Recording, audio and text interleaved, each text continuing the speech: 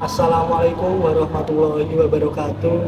Perkenalkan, saya mahasiswa dari Universitas Islam Negeri Kyai Haji Ahmad Siddiq, Jember, Fakultas Usuluddin Adab dan Humaniora, Prodi Sejarah Peradaban Islam, dengan nama Rahmat Fajar dan NIM 221104040003. Saya di sini akan memaparkan materi mengenai lembaga eksekutif, legislatif, serta yudikatif untuk memenuhi tugas mata kuliah ilmu politik yang diampu oleh Bapak dosen Mawardi Purbo Sanjoyo MA. Baik, sebelum saya menjelaskan materi mengenai apa itu eksekutif, legislatif, serta yudikatif, saya akan lebih dulu menjelaskan tentang apa itu trias politika atau honora trias politika, yang mana trias politika ini merupakan asal muasal atau sumber dari adanya eksekutif, legislatif, yudikatif, serta lain-lainnya. Ya, pertama kali konsep teori honora trias politika ini dikemukakan oleh seorang filsuf asal Inggris yang bernama John Locke.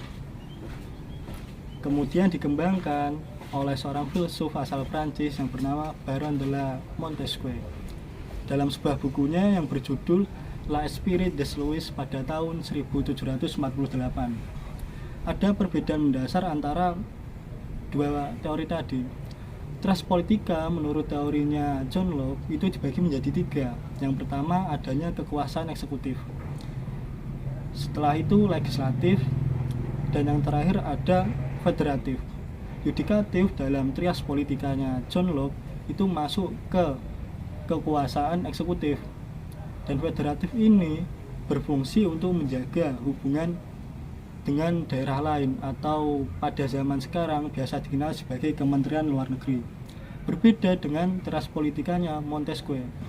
Dalam Montesquieu membagi kekuasaan menjadi tiga bagian. Yang pertama ada eksekutif sebagai pelaksana undang-undang, ada legislatif sebagai pembuat undang-undang, ada yudikatif sebagai pengawas pelaksana undang-undang.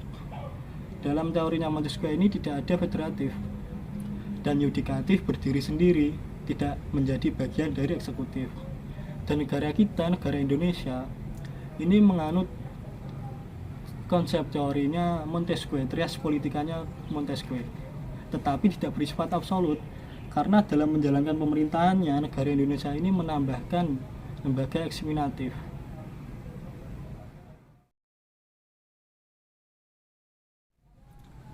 Baik, yang pertama saya akan menjelaskan apa itu eksekutif.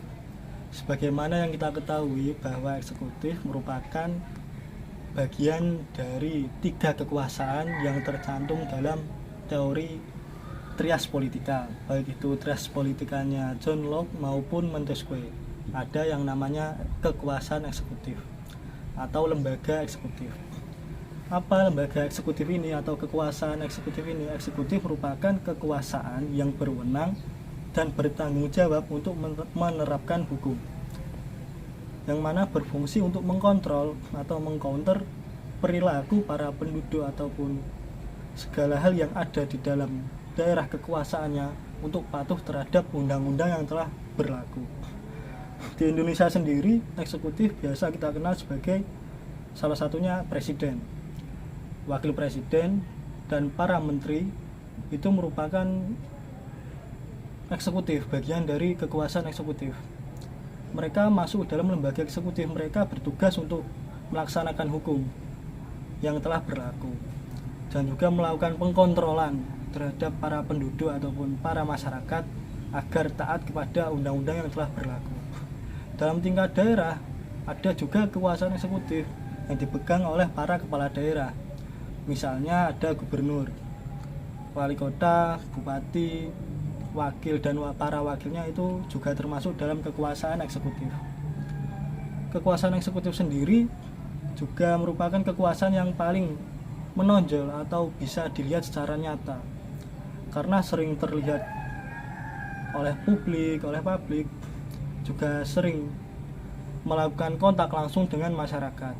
Karena hal ini, Baik atau buruknya suatu pemerintahan tergantung dari kekuasaan eksekutif tadi, apakah bisa berjalan dengan baik atau tidak. Karena eksekutif bersinggungan langsung dengan masyarakat dan efeknya langsung bisa dirasakan oleh masyarakat, apakah baik atau tidak pemerintahannya.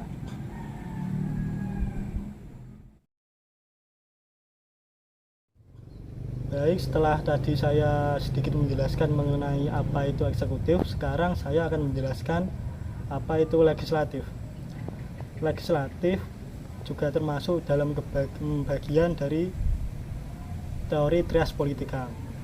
Legislatif ini berfungsi untuk menerapkan ataupun membuat undang-undang yang nantinya akan diberlakukan pada daerah tersebut. Dan para pelaku legislatif ini biasa disebut sebagai legislator. Di negara kita, apa lembaga yang menjadi bagian dari legislatif?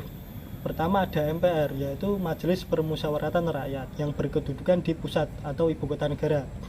Yang kedua ada DPR, baik DPR pusat maupun DPR daerah atau DPRD. Jadi DPR ini juga berfungsi sebagai pembuat undang-undang dan mengesahkan undang-undang. Jadi kerjanya di parlemen, duduk-duduk di kantor. Dan yang terakhir ada DPD atau Dewan Perwakilan Daerah. Ada yang di tingkat pusat maupun di tingkat daerah. Jadi legislatif di Indonesia ini juga sama, berfungsi untuk membuat undang-undang, mengesahkan undang-undang, merumuskan yang nantinya akan diberlakukan di negara Indonesia.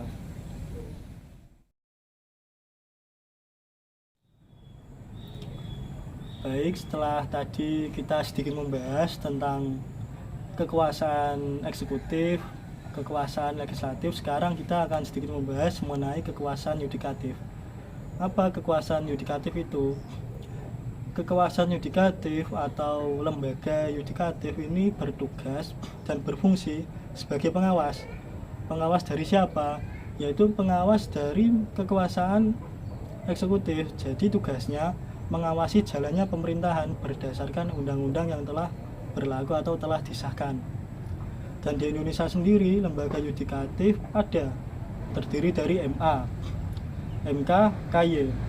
MA atau Mahkamah Agung, MK atau Mahkamah Konstitusi, KY atau Komisi Yudisial. Mereka semua duduk dalam sebuah lembaga yang biasa kita kenal sebagai lembaga pengadilan, yang nantinya akan memutuskan setiap perkara apakah benar atau salah, bersalah atau tidak bersalah. Dan di Indonesia sendiri, para orang yang memegang kekuasaan yudikatif ini mengawasi jalannya pemerintahan, mengawasi presiden, mengawasi wakil presiden, mengawasi para menteri, mengawasi kepala daerah, apakah mereka sudah benar-benar menerapkan hukum yang berlaku, menerapkan undang-undang yang berlaku atau belum. Jika belum, mereka akan diproses di pengadilan yang akan dilaksanakan atau diteruskan oleh kekuasaan yudikatif tadi atau lembaga yudikatif tadi. Jika mereka tidak bersalah, mereka akan tetap diawasi, karena fungsi utama dari kekuasaan yudikatif ialah mengawasi jalannya pemerintahan agar tidak keluar dari jalur undang-undang yang telah disahkan.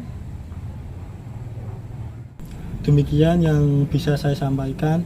Semoga penjelasan saya yang terbatas tadi bisa diambil manfaatnya. Akhirul kalam, wassalamualaikum warahmatullahi wabarakatuh.